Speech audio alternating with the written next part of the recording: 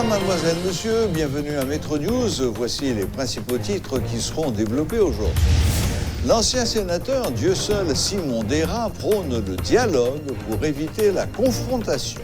Le leader du parti En Force dénonce également l'intransigeance des protagonistes. La plateforme Religion pour la paix n'est pas assez impartiale pour jouer le rôle de médiateur, selon le citoyen engagé Ashley Larac. L'entrepreneur invite les protagonistes à penser d'abord au pays au lieu de leur intérêt mesquin.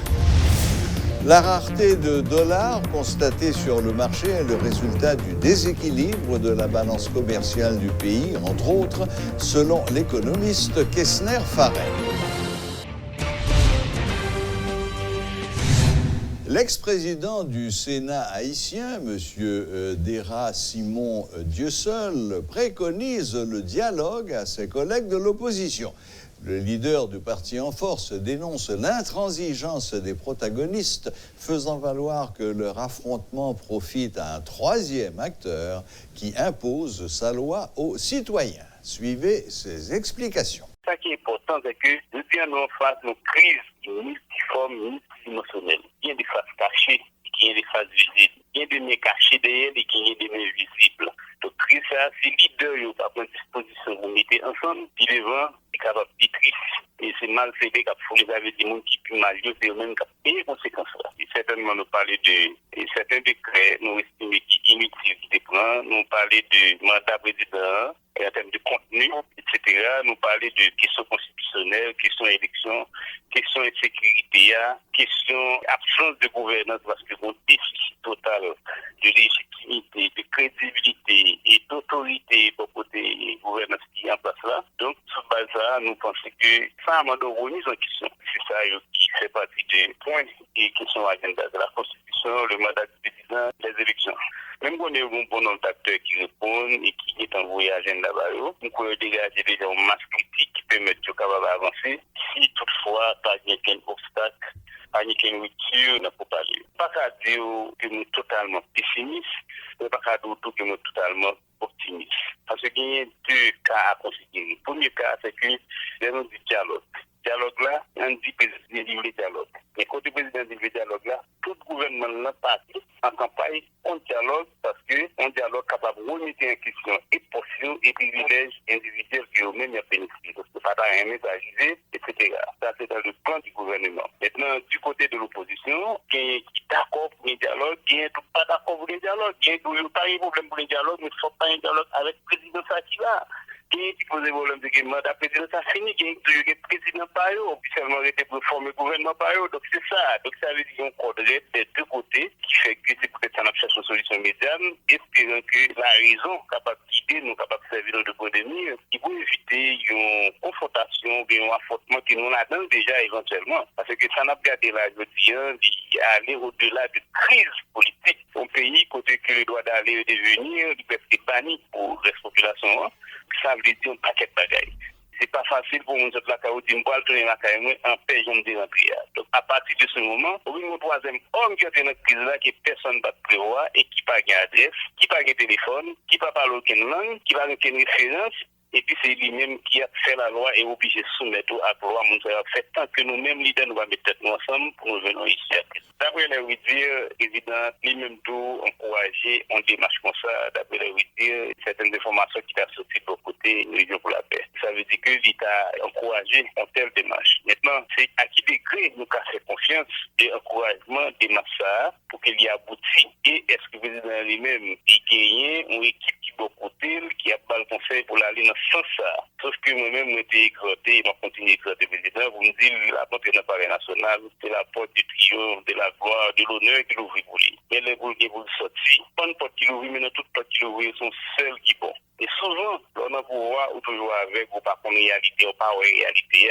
C'est pas au monde pour faire ou pas pour elle. Ou est devant maintenant, donc on terrain football, tellement tout bagaille belle, dans une belle galerie. Et derrière maintenant, si on pas parler avec une promenade ou un bâtiment, on va pas derrière maintenant, pas bon, non? Donc c'est là, nous exhortons le président lui-même personnellement, dans phase côté de là, il va y avoir l'autre sortie que jouer un dialogue, il va y avoir l'autre sortie tout, que mettre tout en question qui permettre que nous avons sorti, qui permet que pays a aller aux sources et citoyens autour, il faut que il y a un petit bout de liberté parce que tout le monde prisonnier la caillou, ça pas prisonnier la caillou pour exil doré, soit coup la caillou voisin, ça t'aide ça t'aide père rentrer, c'est une situation ça pas de monde qui est capable de tomber encore parce que politiquement ça va marcher, économiquement ça va marcher, socialement ça va marcher. Une conjoncture qui est totalement délétère. On a une situation vraiment difficile et compliquée. Il m'a dit de toute façon une solution conjoncturelle. En attendant, nous avons une solution globale et à long terme. Mais cependant, plaie tellement grave,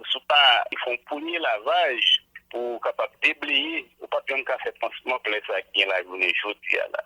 Question séparation gâteau, on pense que c'est pas l'équité personne. Cependant, on vient quand même comme parti. On vient quand même comme parti, on va arriver dans quatre batailles de responsabilité, on va arriver dans quatre gouvernements, on va faire confiance de force. Mais nous qui a inspiré certaines confiances, en dedans, le gouvernement vient au niveau d'autorité, pour rétablir l'autorité d'État, puisque je dis l'autorité d'État, c'est pas grave. Traîner toutes qui sont égales avec nous, à genoux, de pas gagner des figures qui inspirent confiance, qui vous disent, bon, l'autre leadership là, regardez qui gens comportement le face au banditisme, face à la délinquance, face aux défis que les citoyens ont gagnés pour pas juste le droit d'aller et de venir. Le message, ce serait de concéder le minimum pour préserver l'essentiel. C'est ça le message.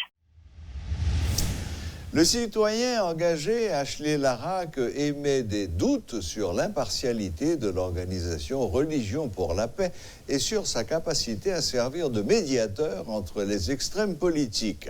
Il a fait valoir que 2 secteurs religieux représentés au sein de cette structure se sont déjà positionnés pour le départ du président Jovenel Moïse.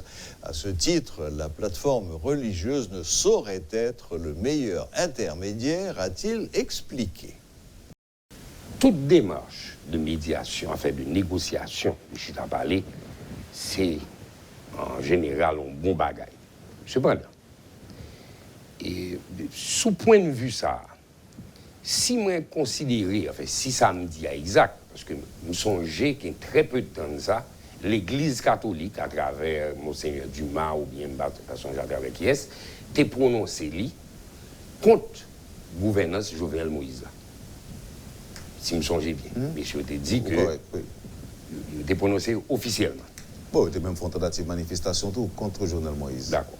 Ensuite, vous venez l'Église protestante qui fait une grosse manifestation qui réussit. Nous connaissons la manifestation, ça a chasse, on espère que chaque est tombé, qui prononce contre le gouverneur Jovenel Moïse. Pour qui ça? Religion pour la paix, qui au fait sont regroupement de toutes religions, parmi lesquelles ils ont représenté l'Église catholique et l'Église protestante. Et le secteur vaudou. Et le secteur vaudou. Mais nous partons du secteur vaudois, déjà me fait manifestation contre le président Jovenel Moïse. Mais religion catholique et protestante est fait, il était signifié lui. Comment religion pour la paix qui représentait, qui gagne, en fait, religion ça a représenté dans religion pour la paix, comment elle a fait une médiateur journée aujourd'hui? Alors que il pas jamais démarqué de position l'église respective que le représentait. On ne pas comprendre. C'est comme si m'dado on bon l'église catholique là, à moins que l'église catholique t'a éclaté même dans toute l'autre institution dans le pays ou que l'église protestante a éclaté tout. Ou pas qu'un bon l'église catholique qui dit non, Jovenel Moïse supposé quitter pouvoir 7 février 2021, cap fait manifestation. Tout ça. Et puis, de l'autre côté, il dit, mon cher, nous sommes bons petits garçons, moi, dans la religion pour la paix, m'a fait médiation. Comment on va faire médiation là? Ou pas qu'à t'es acteur pour venir médiateur. Il aurait fallu qu'on pas une position sur le bord. Parce que position est déjà rejoindre une position opposition. Position est déjà prise officiellement. Il prend une position officielle, côté rejoindre une position opposition. Son terrain football. Ou pas qu'à un match entre Haïti et Brésil, pour un habit brésilien ou un habit haïtien. Si son match international qui a joué. Il n'y a pas jamais mettre un arbitrage qui pour un côté ou même pour l'autre. Donc, on ne peut pas comprendre la démarche là, premièrement, dans ce sens-là. On ne peut pas comprendre que des représentants d'institutions, enfin, de religions, qui étaient déjà prononcés du côté de l'opposition, qui avaient fait médiation, qu'on est un peu dire, on arrive nous neutres, nous là pour nous entendre tout le monde, nous allons le mettre ensemble pour discuter. On ne peut pas fini de discuter ou même pour qu'on ait des gens pour discuter. De toute manière, le principe est le suivant. Ou pas capable, t'es acteur, ou prononcer ou contre ton bagaille, pour qu'on y dit, bon, je finis de dire qui ça me d'accord, qu'on y a le temps de tout le monde pour me connaître qui ça a dit. Ou sont acteurs. Religion pour la paix, t'es défini en tant qu'acteur de position que deux religions spécifiques, deux représentants religieux spécifiques, catholiques et protestants, ils prennent la donne. C'est acteur, oui. Donc, je ne peux pas comprendre comment on va faire médiation. Mais la deuxième chose, c'est que, pour qui ça? Pour nous toujours pour retourner dans les formules que nous connaissons résultats et qui pas abouti. Nous prenons même médiateurs, même acteurs, sur le même thème. C'est du déjà vu. Pour qui ça? Pour nous faire une population souffrir, pour nous faire mon attendre, pour nous passer mon bêtise, avec des choses que nous connaissons qui ne peuvent pas aboutir. Nous ne pouvons pas essayer de faire ça, il y a 6 mois ou 1 an, ça ne va pas marcher. Pour nous recommencer aujourd'hui. La rareté de dollars constatée sur le marché est due au mauvais état de l'économie haïtienne, faiblement exportatrice, et à la faiblesse du tourisme, estime l'économiste Kessner Farrell, qui pointe du doigt le déficit de la balance commerciale du pays, qui atteint plus de 3 milliards de dollars. C'est la Banque centrale qui prend mesure, donc qui est supposée faire banque commerciale, respecter, mais sur papier, réglementation, théorie et la réalité, c'est deux. Nous comptons des séries de monde qui disent, Banque centrale dit c'est tel prix, qu'on y a mon dit, à la Banque centrale à l'acheter. Parce que le collègue que Banque centrale n'a pas de baoul, le collègue que Banque commerciale n'a pas de baoul. Donc il y a une réalité de manière structurelle. Et il y a, ça n'est pas capable de régler, taux de référence que nous recevons chaque matin. Donc, un temps qu'on que l'écart là, il était passé entre 5 gouttes, il arrivé à 10, il arrivé à 15, il arrivé à 20, jusqu'à ce que finalement, on va revenir à la réalité, côté que normaliser assez ça que vient. Taux de référence, normalement, devrait être la réalité du marché. À savoir, taux de référence, c'est Banque centrale qui, à là où il y a l'idée le marché informel là, à combien il a acheté dollars et comme il y a déjà d'informations commerciales parce que c'est le système le plus supervisé en Haïti. Et pas seulement en Haïti, à travers le monde. Et dit que banque, c'est pas qu'on joue avec, c'est comme monde, c'est pas comme banquier, parce qu'il faut nous compter ça tout. Sur 100 unités monétaires que le bout de dollar dans le système bancaire là, qui est-ce qui paye comme là? C'est exactement les épargnants et les déposants. Banque, c'est à peu près 10% de comme là que côté en quelque sorte. C'est la raison pour laquelle il faut que nous comprenions que banque, son bagage, c'est pour nous que lui est supposé participer. Et qui est-ce qui fait habiter pour nous? C'est la Banque centrale. Donc, c'est ça le taux de référence. L'exprime est taux à l'achat et pas le taux à la vente. Lorsque le marché a pas de gain imposition, toutes mesures ça, eh bien, c'est tout à fait normal. C'est qu'à un écart peut-être de quelques centimes, quelques gouttes. Mais je vous dis, lorsqu'on vient prendre mesure qui un petit peu pas capable de sensibilité politique, on ne va pas être menti parce que l'économie a subi action politique très très forte parce que le pouvoir lui-même peut-être ni surtout laisse que le dollar monter. Il dit que c'est pas seulement des autres qui sont là capables d'avoir un problème, non, le dollar vient il y a une économie aussi ouverte et petite. Donc le dollar vient maintenant un instrument politique et je crois même que le président de la République a fait une déclaration là qu'il a utilisé le dollar pour jeter le gouvernement. Ça peut parler en quelque sorte. Donc, il y a toute sensibilité politique, ça, donc, grand pile crête, et le président a mené des batailles dans d'autres secteurs, que ce soit pétrole et autres. Donc, il y a un système bancaire lui-même qui est beaucoup plus sensible, et on a parlé sur cette station, côté que nous toujours dit, faites attention. Nous mettons la crise, mais crise financière, ça, lui-même, il a explosé le pays parce que nous est extrêmement sensible. Donc, voilà une situation extrêmement difficile. Et tant qu'on n'aura vraiment pas résolu la crise politique, ce sera extrêmement difficile de retrouver cette stabilité tant souhaitée par plus d'un et de monde qui est victime. Donc, nous commençons à voir que tout ça que tu as parlé après l'appréciation de la goutte par rapport au dollar, que nous avons pas cette situation, c'est pas le plus bon, et qu'on a même questionné l'économie, est-ce que c'est production venue? Mais, je veux dire, c'est patience parce que tant qu'on ne pas changer des problèmes structurels, nous plutôt embellis de très court terme, et voilà la réalité aujourd'hui. Il y a des gens qui étaient passés de dollar à 50 gouttes, bien que tu as parlé pour ramener dollar à 20 gouttes. Donc, j'ai déjà dit, il y a du populisme économique également qui existe, même si il y a du populisme au niveau politique et au niveau social.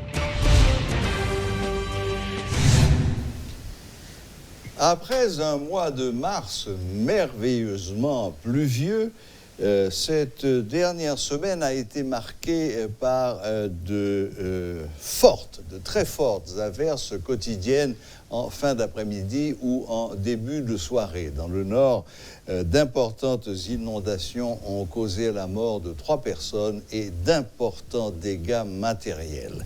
Pour faire le point sur tous ces phénomènes, nous avons avec nous ce soir sur le plateau de Métro News Monsieur Rudy Victor, notre monsieur météo maison. Bonsoir Rudy. Bonsoir Serge. Bon, Rudy, que s'est-il passé ces derniers jours et à quoi faut-il s'attendre? Bon, ce qui s'est passé, c'est ce qui se produit assez souvent durant la période, si vous voulez, hivernale. À la fin de la saison cyclonique, nous entrons dans la période des fronts, la période frontale. C'est quoi? Nous avons des systèmes qui viennent du pôle, des régions tempérées. C'est des masses d'air froides qui descendent lorsqu'elles rencontrent les masses d'air chaudes. Sur la ligne sur laquelle elles se rencontrent, c'est le nom, un front. Donc il y a une bataille, si vous voulez, parce que l'air froid étant plus lourd, il soulève l'air chaud qui est généralement plus humide, sur la mer des Antilles par exemple. Donc ça vous donne des orages, etc. Mais ce qui s'est passé pour nous, il y a eu aussi de bonnes conditions en altitude, parce que pour avoir des orages, il faut avoir de bonnes conditions en altitude, une sorte de cheminée. Si vous avez par exemple un centre de haute pression en altitude, par exemple, ça favorise que l'air s'élève. Un orage, c'est de l'air qui s'élève, de l'air humide, bien sûr. Donc nous avons eu de bonnes conditions en altitude qui ont favorisé les activités orageuses. D'abord, ensuite, il y a eu aussi, après le passage du front, les vents humides du nord qui suivent le front. Ces vents-là, en passant sur l'océan, ils drainent de l'humidité. Cette humidité arrive sur les sommets montagneux. Ça, par l'effet de feu, nous avons des pluies. Et ces pluies-là peuvent durer plusieurs jours. Mais le reste, c'est la situation environnementale du pays qui est catastrophique, qui a causé tout ça.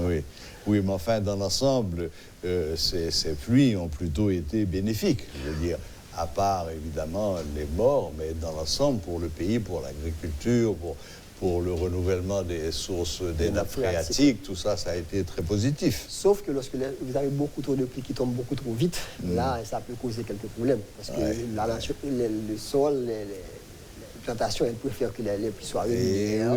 Oui, et puis qu'il y ait beaucoup de soleil dessus. Exactement. Évidemment. Bon, enfin, ça va continuer ou c'est fini là maintenant? Bon, le fond, c'est passé, on n'a plus de fond. Ce que nous avons maintenant, nous avons beaucoup d'humidité qui nous arrive du sud-ouest du bassin des Caraïbes à cause des vents d'altitude. Et ces vents-là, à cause toujours d'un petit peu d'instabilité qu'il y a sur la région, amènent des pluies sur quelques régions, sur le sud, la presque du sud particulièrement. Mais ça va diminuer au fur et à mesure que les jours passent. D'ici dimanche, on va avoir un nettoyage avec un anticyclone sur la région et ce sera mieux. Oui, enfin déjà aujourd'hui, on a eu un très beau soleil comparé à hier où on n'a pas vu une minute de soleil. Bon, Rudy Victor, quelles sont les prévisions pour la prochaine saison climatique? Je rappelle que cette saison va du 1er juin au 30 novembre. Le 1er juin, c'est demain. Oui, alors, quelles sont les prévisions? Pour le moment, en général, les prévisions d'avril ne sont pas aussi bonnes que les prévisions de mai, par exemple. C'est normal. Mais jusqu'à présent, ce qu'on peut considérer, c'est les océans, parce que les océans ont une grande inertie, la température change lentement. Donc, ce que nous avons pour l'instant, nous avons la Niña sur le Pacifique, qui était là l'année dernière, qui a favorisé la saison cyclonique que nous avons eue. La Niña est là, mais la Niña est en période de vitesse. La Niña va disparaître au cours du mois de mai. Ce qui est une très bonne nouvelle. C'est une bonne nouvelle. Bon, bonne nouvelle.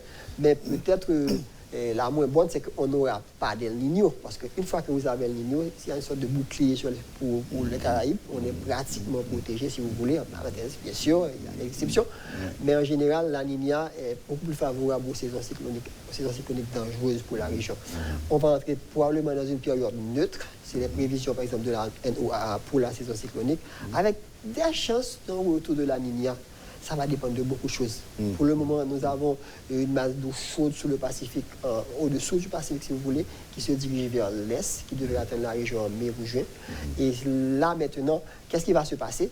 Est-ce que ça va favoriser un retour d'El Niño? Les modèles en doutent. On penche plutôt pour une période neutre sur le Pacifique. Ni Niño, ni la Niña. Mais attention, il peut y avoir une différence. Si on a si le Pacifique est neutre, mais neutre avec neutre chaud, si vous voulez, qui soit plus proche d'El Niño que la Niña, ça peut déranger, perturber la saison cyclonique.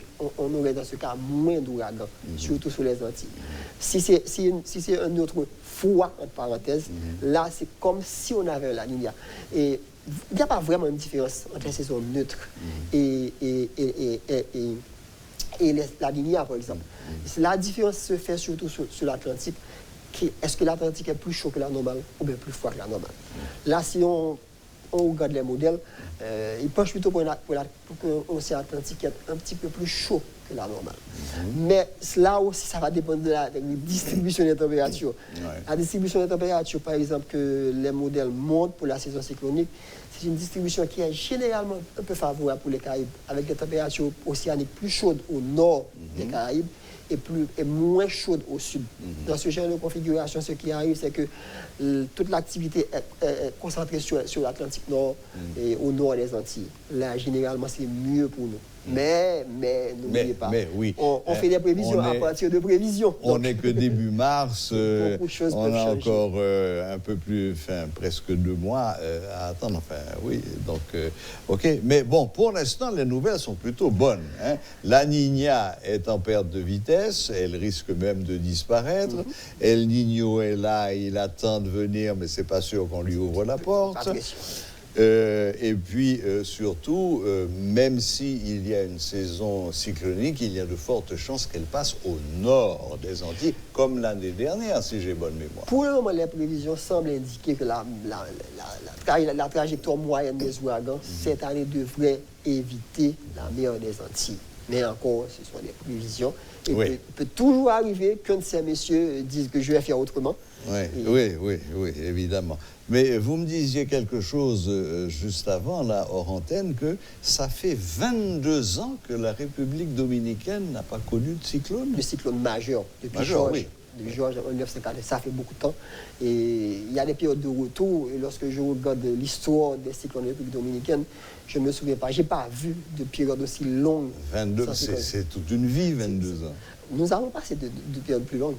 C'est vrai? Définitivement. Oui, mais on a eu aussi des périodes, on en a eu 2 ou 3. C'est sûr, tout comme la République dominicaine. Oui, absolument. Oui. Bon, eh bien, Victor Roudy, bon, merci de ces nouvelles qui sont, somme toute, plutôt agréables, plutôt positives. De toute façon, on se reverra vers la fin du mois de mai pour des précisions un peu plus précises, un peu plus définitives. Merci, Roudy Victor. Bonne fin de journée. À très bientôt. Ça a été un plaisir à moi aussi. Voilà, c'était notre monsieur Météo Maison, Roudy Victor, qui analysait un petit peu la situation actuelle, qui a été dans l'ensemble positive, avec des bonnes pluies positives, peut-être un petit peu trop, évidemment, et une saison cyclonique qui, apparemment, ne s'annonce pas trop méchante, mais il est encore trop tôt pour faire des conclusions. Voilà, la boucle est bouclée. Merci de nous rester fidèles. Excellent week-end à toutes et à tous, et à la prochaine, même heure, même chaîne.